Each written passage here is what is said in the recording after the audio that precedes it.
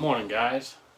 So, continuing my recent purchases, I picked this up last weekend. Now, this is the PSA AR47, I believe, pistol version. 10.5-inch barrel. It came with an SBA 3, which I threw my SBA 4 on it. It's got a pretty damn nice trigger in it. Like, there's no take up on this trigger. Very little.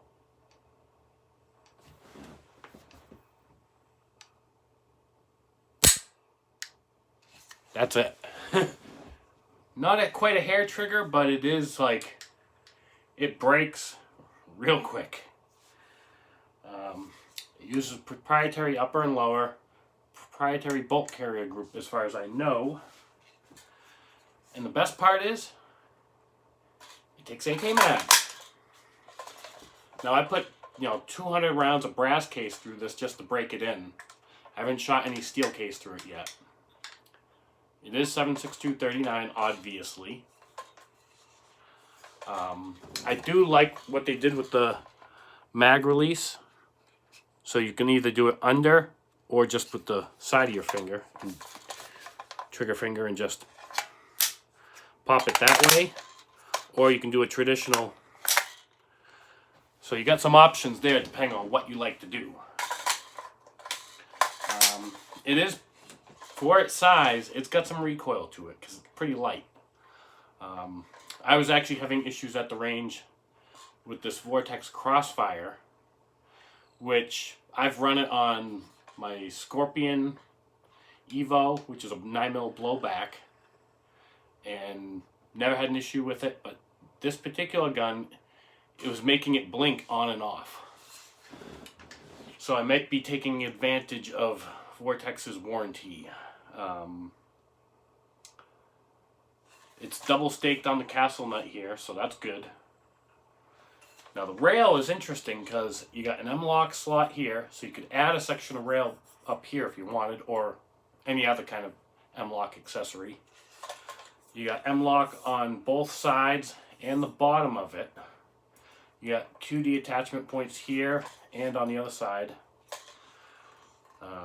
With the SBA 4, you get QD on each side right here.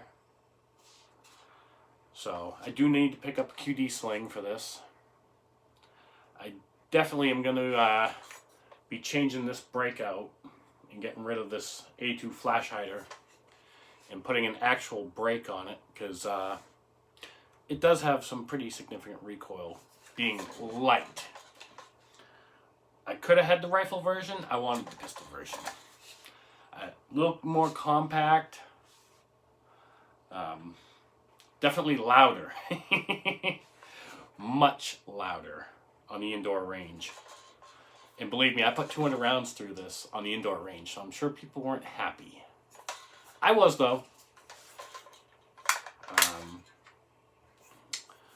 I haven't had too many fitment issues. I grabbed a bunch of my AK mags, and the only one, surprisingly, that it didn't like were the PMag AK mags. I mean, I got a ton of these South Korean mags. They fit fine. They rattle around a little bit, but they work. The Bulgarian mags fit. Surprisingly, the best fitting one for this was actually with my 30-round Bakelite mag. That thing fit in there like it was made for it. I definitely need to get some more of those. It's accurate. It was grouping real nice when the red dot actually worked.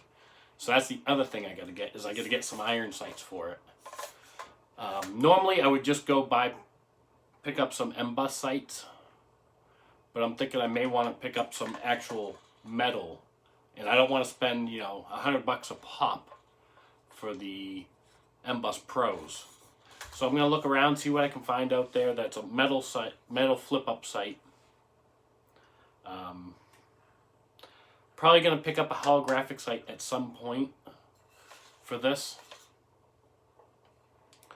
Because one of my local shops offered me, he didn't say what brand it was, a holographic sight for $300, and if it's one of the two brands I'm thinking of, it's probably a $600 optic. $500-600 easy. Definitely need an extended charging handle because it feels like they're running a 308. I know for certain this is a heavy buffer in here, and this spring feels pretty stiff.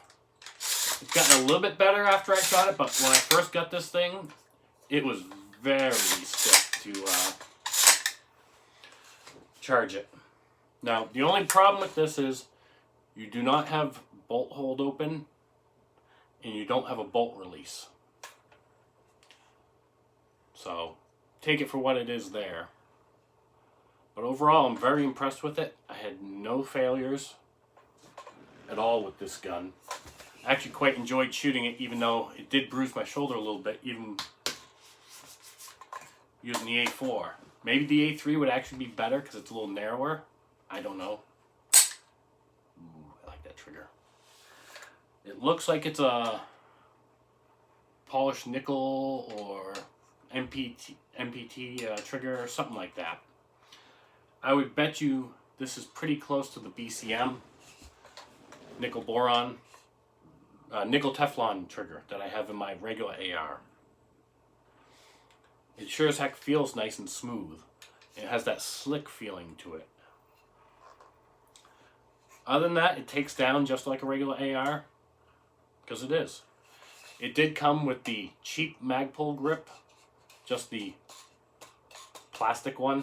That I'm actually going to go pick up today, because I prefer the rubberized ones.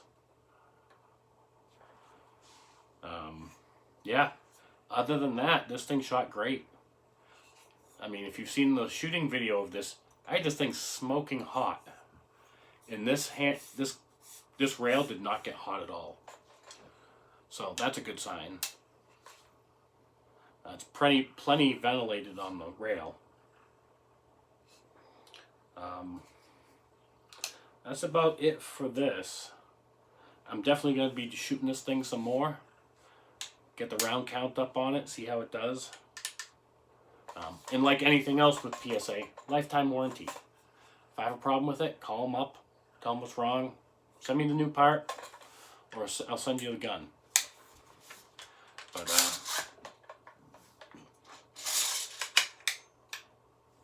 definitely going to be looking into getting extended charging handle, just because if you've got this brace or even the SBA3 brace closed down all the way for a nice compact little package, it is kind of a pain to get your fingers and rack it.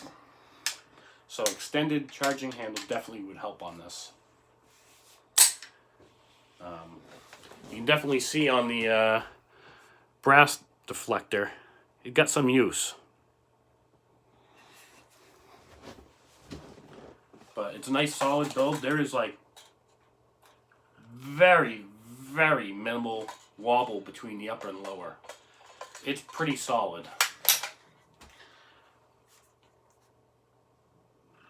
Yeah, I can't even really feel a wobble. It's so tightly fitted. So that's a good sign. I know Codaboy32 did some shooting with the rifle version of this, and he was very impressed, because this is the Gen 2 version, by the way.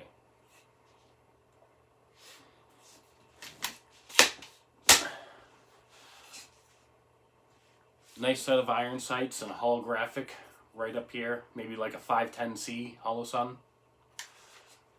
Would be pretty perfect. You almost actually want to have a higher mount than like what this has. This is the low mount.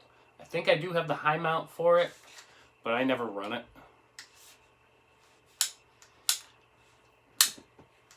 But yeah, overall it's real nice.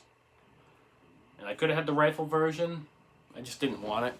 The only fault I can find with the whole thing is this little,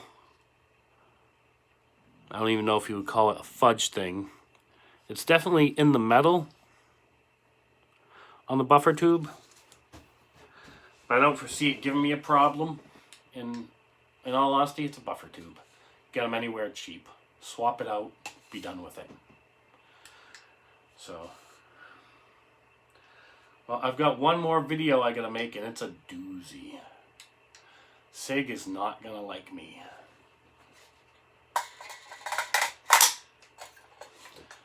So, that's coming up.